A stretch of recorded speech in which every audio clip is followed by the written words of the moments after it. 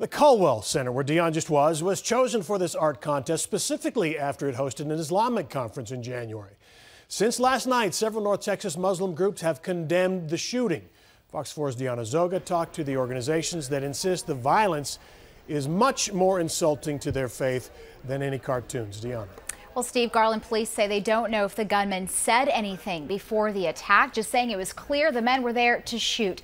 Local Muslims are stepping out, condemning the actions of the gunmen, and at the same time warning that anti-Muslim sentiment would only breed more violence. From the time she woke up this morning, Aliyah Salem has been busy fielding phone calls to denounce the attack in Garland. This has nothing to do with us beyond the person saying that they're a Muslim. I mean, if somebody was from a different faith background who committed this, nobody would be going to that particular demographic and saying, hey, do you condemn this?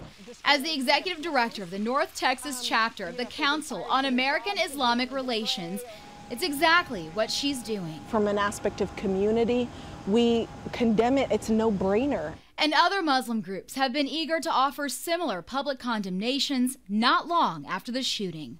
Even if it hurts your feeling, even if it is against your beliefs, or even if somebody says something which hurts your feeling, but still there's no justification for this. The Ahmadiyya Muslim community's president says if the gunmen in Garland open fire in the name of Islam, they don't represent all Muslims. It's a message local Muslim leaders say they feel implored to repeat. But in years, this has become a pattern, focused towards the Muslim community. So there's some frustration there. Salem herself took to social media late last month. And then I put a picture that said, don't fall for it. Asking Muslims to ignore the upcoming Prophet art exhibit and contest. And so there were no protests organized, but there was still violence. This is violence in our backyard. This is not violence, just directed towards the Muslim community.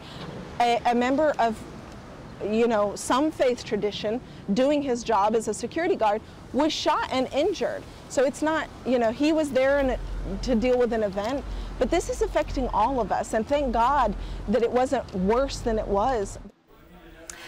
So the Chicago-based group that held an event in January called the Stand with the Prophet in Honor and Respect Conference at the Curtis Caldwell Center tells me it polled Muslims ahead of the Sunday art exhibit, and overwhelmingly the responses from Muslims were to ignore the event instead of protesting it. Steve?